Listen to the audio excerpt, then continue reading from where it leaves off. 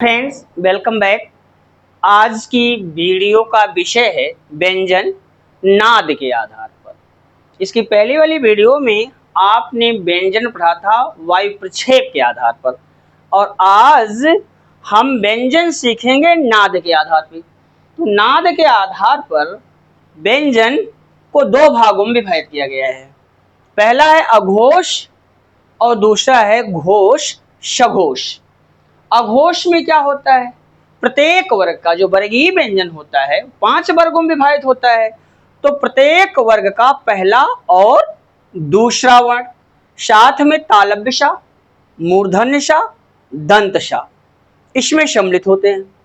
घोष सघोष की बात करें, इसमें क्या होता? प्रत्येक वर्ग का तीसरा, चौथा, पांचवा वर्ण और हा तथा अंतस्थ व्यंजन या रा लावा को सम्मिलित किया जाता है। आइए परिभाषित करके देखें अघोष क्या होता है।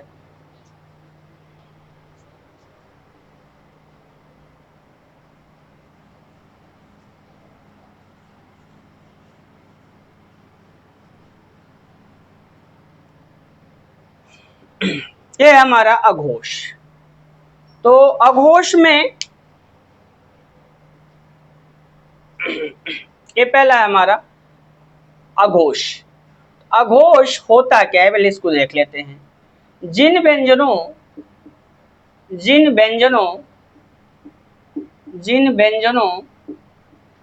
के उच्चारण में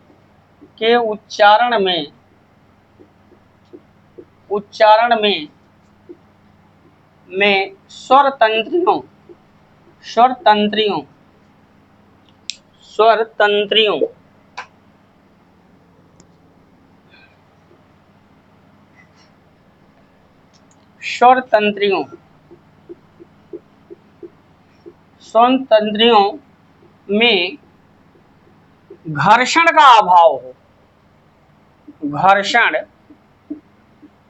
रगड़ का अभाव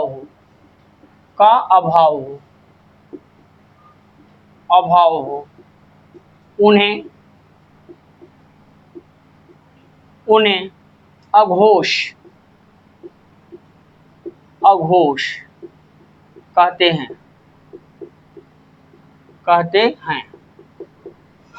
इनके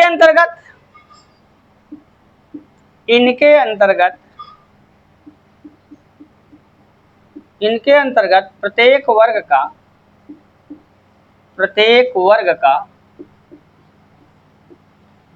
का पहला और दूसरा वर्ण,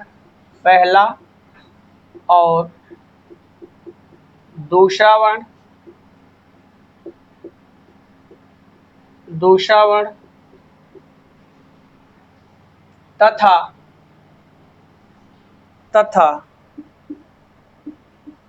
श तथा श को सम्मिलित किया जाता है।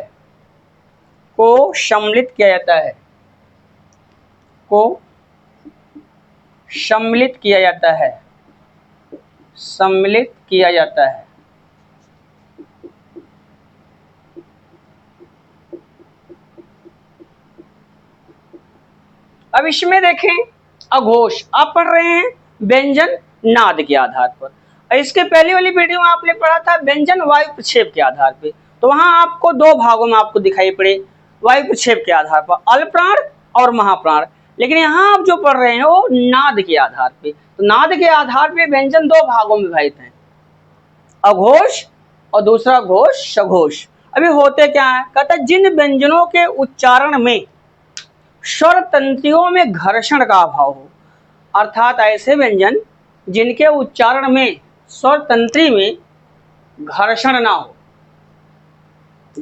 ना हो उन्हें अघोष कहते हैं। अब इनमें आते कौन है? इनके अंतर्गत प्रत्येक वर्ग का पहला और दूसरा वर्ण तथा तालव्य, मूर्धन्य, दंत को सम्मिलित किया जाता है।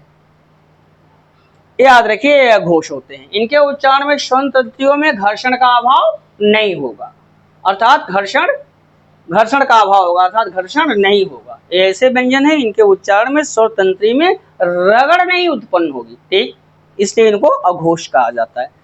आइए देखते हैं।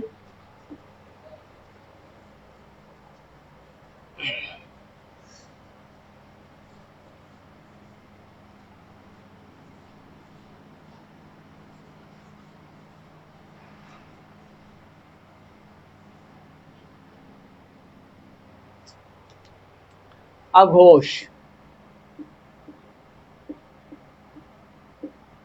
अघोष,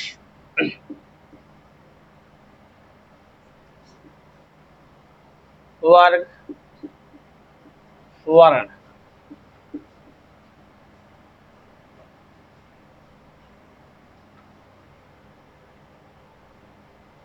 का वर्ग की बात कर ले तो का वर्ग, प्रत्येक वर्ग का पहला और दूसरा वर्ण, तो का और खा।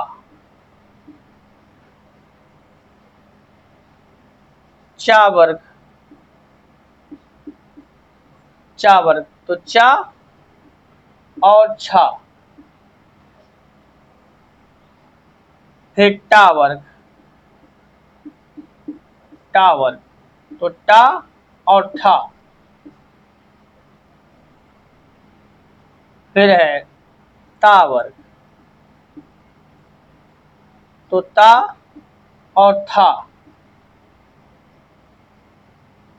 पा वर्ग, पा वर्ग, पा और फा। और सा, शा, शा।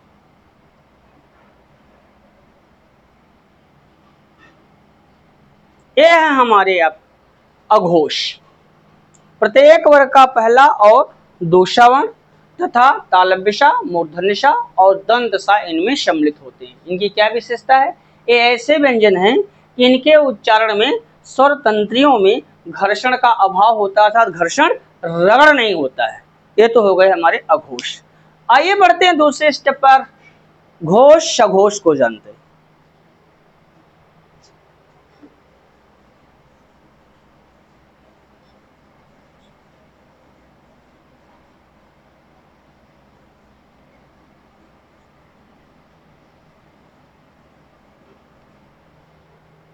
अब दूसरा हमारा है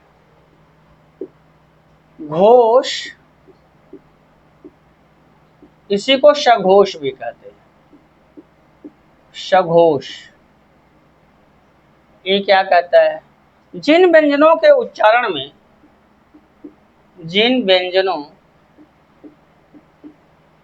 व्यंजनों के उच्चारण में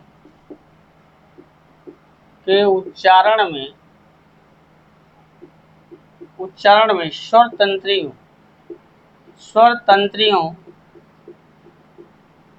तंत्रियों में घर्षण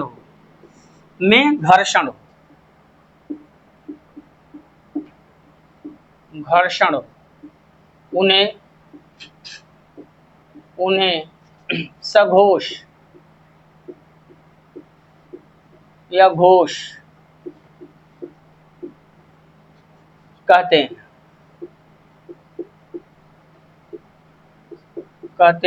इनके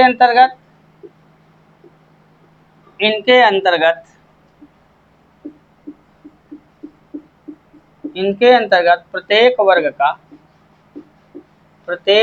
का तीसरा, चौथा, पांचवा वर्ण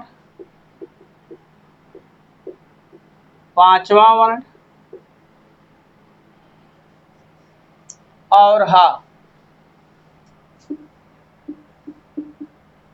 हा तथा अंतस्थ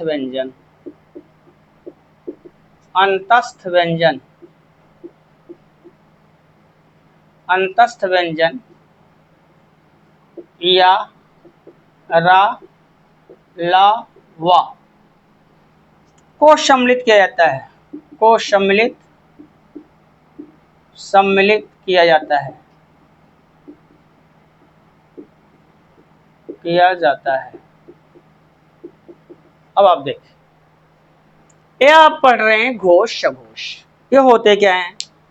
तो परिभाषा कहती है जिन व्यंजनों के उच्चारण में स्वर तंत्रियों में घर्षण, ये जब उच्चारित होते हैं तो स्वर तंत्री में रगड़ होता है, तो रगड़ से जो वायु निकलती है ये इस तरह से उच्चारण, जिन व्यंजनों के उच्चारण में स्वर तंत्रियों में घर्षण होता है उन्हें हम घोष सघोष कहते हैं।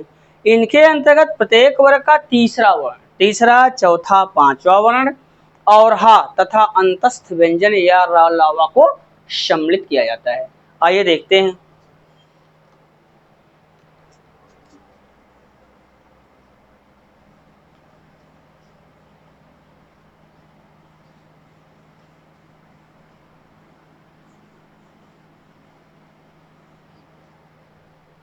यहाँ देखिए, घोष सघोष,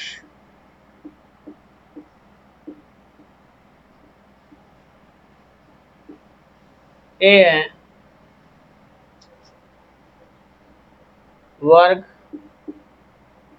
वर्ण, वर्ण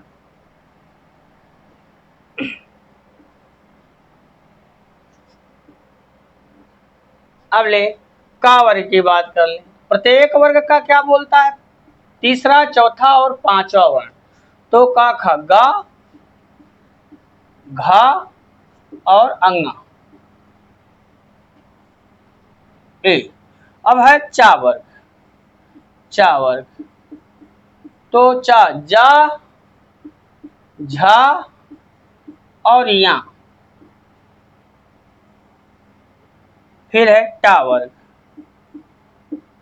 टा वर्ग, टाठा, डा, ढा, अड़ा। फिर है ता वर्ग, दा, धा, ना। फिर है पा वर्ग, बा, भा और मा। फिर है हा, हा, हा और फिर है अंतस्थ, अंतस्थ या रा, ला, वा। अब यहाँ आप देखें, ये हैं हमारे सामने जो डायग्राम है, ये है घोष सघोष। तो जिन व्यंजनों के उच्चारण में स्वर तंत्रियों में घर्षण होता है उन्हें हम घोष सघोष कहते हैं। इनके अंतर्गत प्रत्येक वर्ग का तीसरा, चौथा, पांचवा वर्ण और हा तथा अंतस्थ व्यंजन या रा लावा को सम्मिलित किया जाता है। अगर आप इसमें और इंक्लूड करना चाहें, इसमें उत्क्षिप्त व्यंजन रा और ढा भी आ जाएगा और समस्त स्वर भी इनके अंतर्गत आते हैं। तो इस तरह से जो वर्णमाला चैप्टर था वो यहाँ पे विराम लेता है। हमने वर्णमाला चैप्टर को पूरी तरह से समाप्त कर दिया है। अब आगे हम बढ़ेंगे और जो अगला टॉपिक है हमारा, जो अगला चैप्टर है वो है बहुत इम्पोर्टेंट। हमने पहले ही आपको बताया था, जितना अच्छी तरह से आप वर्णमाला समझिएगा उतना ही अच्छी तरह से आप संधि को समझिएगा। तो आइए संधि को स्टार्ट करते हैं, देखते हैं संधि क्या होता है। मिलते हैं आपसे अगली वीडियो में और तब तक के लिए क्या विदा। अगली वीडियो में हम संधि के साथ हाजिर होंगे, तब तक के लिए विदा। हाँ, चलते चलते एक खास रिक्वेस्ट आपसे, अगर वीडियो पसंद आए तो लाइक और दोस्तों के साथ सब शेयर जरूर कीजिए और अगर आप चैनल पर नए हैं तो हमारे चैनल को सब्सक्राइब कीजिए ताकि हमारी हर नोटिफिकेशन आप तक आसानी से पहुंच सके। बेस्ट ऑफ लक, मिलते हैं अगली वीडियो में।